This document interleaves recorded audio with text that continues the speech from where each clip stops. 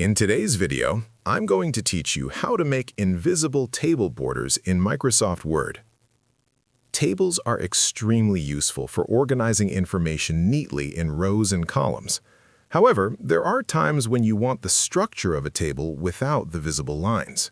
For example, you might be designing a form, aligning text precisely on a page, or creating a layout that looks clean and minimal.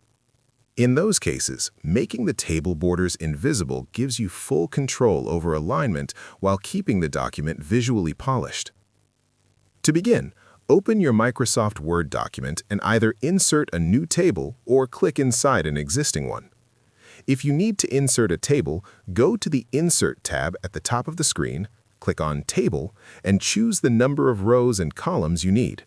Once the table appears, you can type your content into the cells as usual. Now, to remove the visible borders, click inside a table. You will notice that two new tabs appear at the top of the screen, Table Design and Layout. Select the entire table, then click on the Table Design tab. In the Borders group, click the small arrow next to the Borders button to open the drop-down menu. From the list of options, select No Border. Immediately, the visible lines around your table will disappear. Even though the borders are no longer visible, the table structure still exists. You can continue to adjust column widths, row heights, and alignment just as you would with a normal table. This is helpful because it allows you to maintain perfect spacing without showing grid lines in the final document.